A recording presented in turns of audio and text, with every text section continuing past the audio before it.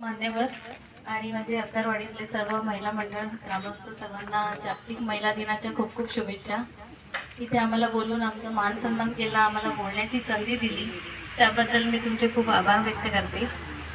आज जागतिक महिला दिन ही फक्त एक तारीख आहे. महिलांचा सत्कार हा रोज झाला पाहिजे, कारण त्यांच्याशिवाय घरातलं एकही काम होऊ शकत नाही.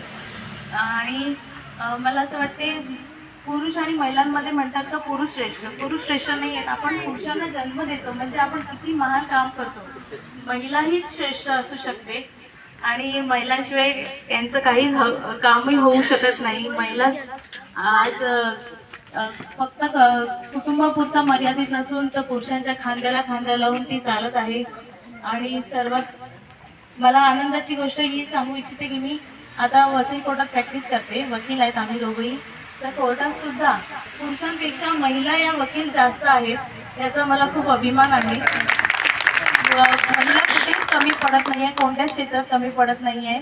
त्यामुळे मला असं वाटते का महिलांचा सत्कार हा रोज झाला पाहिजे आपल्या जीवनामध्ये.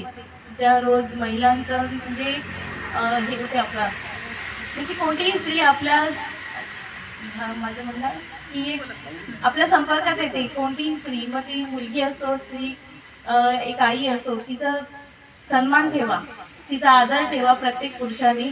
आणि एवढंच बोलून मी माझी दोन शब्द सांगते.